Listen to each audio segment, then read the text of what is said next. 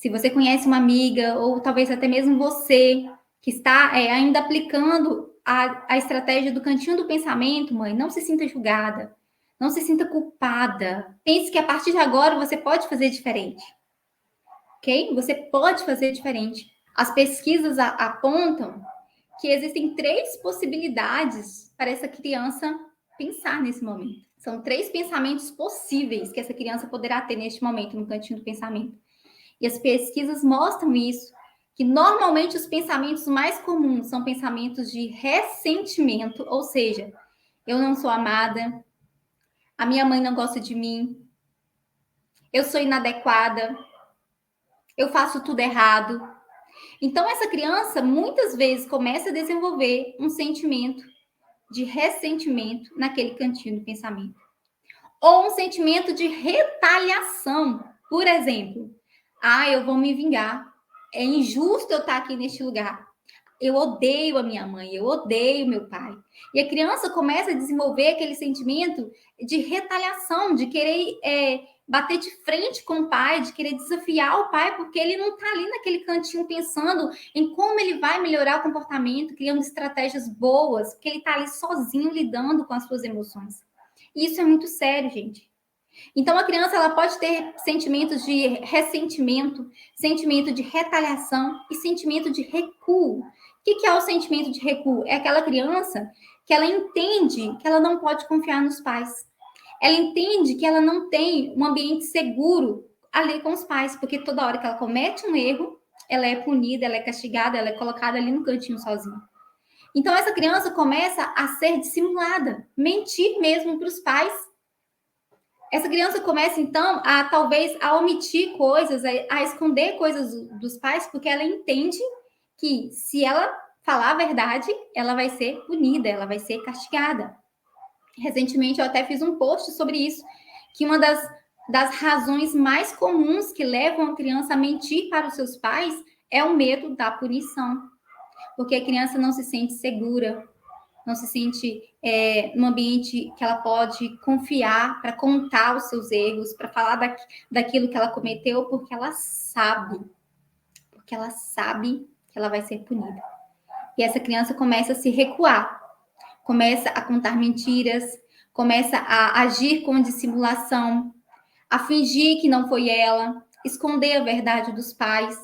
Tudo isso é consequência do castigo do cantinho do pensamento, que a gente acreditou por muitos anos que era saudável, que era bom, porque não precisava bater na criança, né? Então, a gente acreditou por muito tempo que isso era bom, porque não precisava bater, e a criança, né, de certa forma, ela aprendia por meio da dor, porque a gente aprendeu isso, né?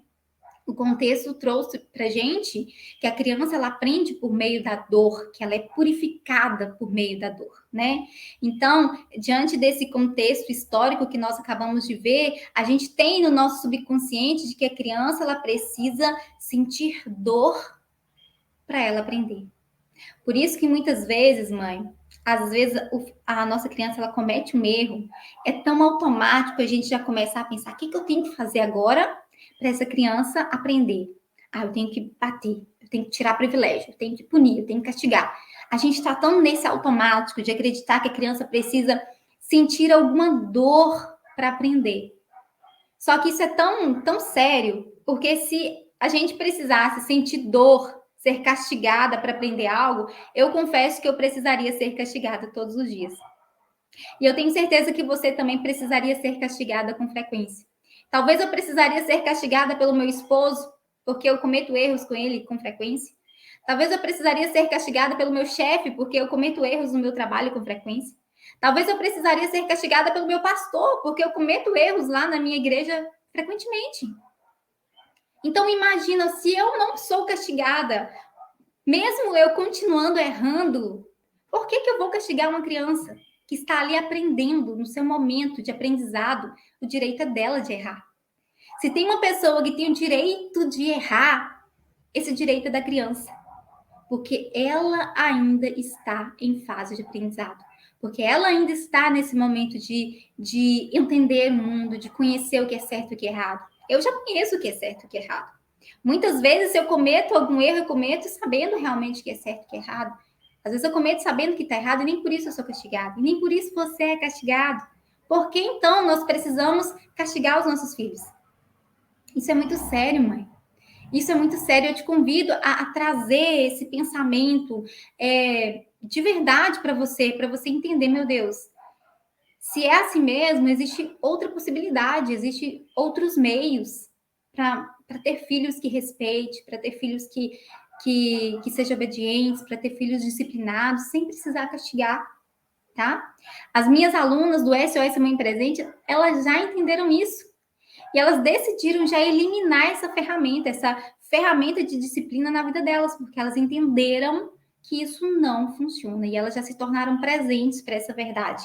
E eu te convido também, mãe, a se tornar presente para essa verdade, que o cantinho do pensamento não é saudável e não funciona.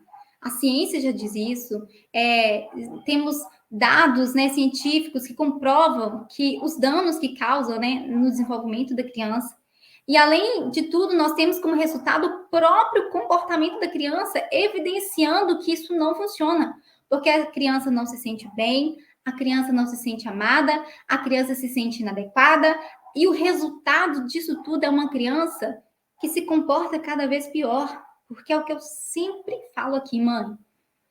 Uma criança que não se sente bem, ela não se comporta bem.